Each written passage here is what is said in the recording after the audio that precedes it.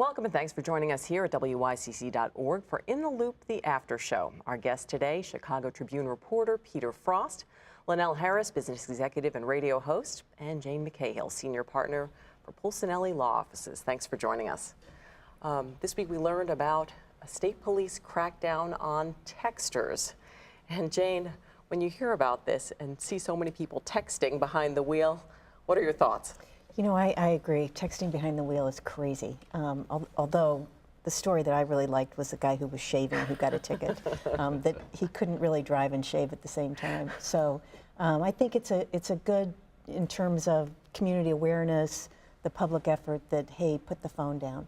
The cops nabbed more than 130 people in only 2 hours. Shows what they can really do if they set their minds to it, doesn't it? Oh yeah, it does. And you know, I'm happy that they're cracking down on it. And what I would say is, I've noticed in the last maybe year, more fender benders, more people just kind of running right into the back of each other than I ever have. And I believe it's really because they're texting.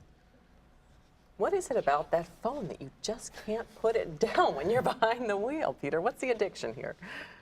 Well, they used to call it a crackberry for a reason, right? But now it's the smartphone, and you can, you're texting, you're looking at the internet. You may be looking at traffic, and that's one of the things here. A lot of people type their directions into their phone, and they use it as sort of a GPS to give them directions around town. So, with more of these phones around, people are, there was distracted driving before, right? But now everyone's got these screens in front of their faces. Yeah, and that's right interesting there. Because I have a friend that's a state trooper, and him and I were chatting recently. And what he told me was that if you're using your device, if you're using a cellular device or any device that's not connected to your car, that you get the ticket, whether it's GPS, whether it's trying to find directions or if it's texting, they consider it distraction, and so you will get a ticket. And as Jane said, the bigger problem here is distracted driving. You talk about the guy shaving. I can't tell you how many women I've seen put up their makeup going down the Kennedy or the Dan Ryan, which is a little scary. Yeah, eyeliner and mascara. The delicate operation that you need to pay attention to on the highway. Yeah. Well, do you think the tickets are to get people not to do it, or is there a revenue motivation behind it as well? In this case, I would say to get people not to do it. I think it's a matter of safety. I'm more cynical. Do tell. I think this state and this city and this county is, any way that they can make any more revenue, they're going to do it.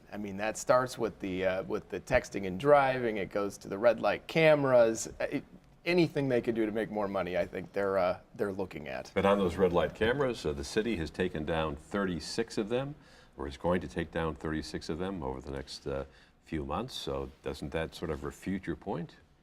Well, as Lionel told me earlier, I don't know if those cameras were going to be the profitable ones. Maybe they'll redeploy them somewhere where they can make more money, but... Yeah, no, Peter and I were talking, and I just said, so the city's being very tight-lipped around why they're removing the cameras. And so, to me, everything revolves around economics, right? So I'm being a little, on the texting, I'm being a little softer, but on the red light cameras, I'm like, show us the revenue. I pretty much believe they weren't making money. But aren't you glad they're coming down? I am, yeah, I am. Me too. Yeah, but the new speed cameras are going up, and those are going to give fines to anybody going more than 6 miles over the speed limit. And those are considerable. $35 for, I think, 6 miles over the speed limit, and $100 for more than 10 miles over the speed limit.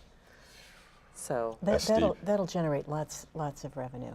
It will. It seems to be and I know there's been a lot of trepidation over this. It just seems to be a bit stiff. 6 miles over the speed limit is, now 10, 15, I get it, but that's steep. And I really believe it's going to hit people who, already are economically hurting. So it's interesting. And I think people's experiences have been it's almost impossible to appeal or challenge at least the red light cameras. Mm-hmm. Jim, what about the privacy issues? Everyone's talking about the NSA and they're peeking into our emails and our phone calls and so forth. What about these cameras? That's an interesting question, because it does get your likeness, and it's all out there. I think most people say, hey, I gave up privacy in that setting.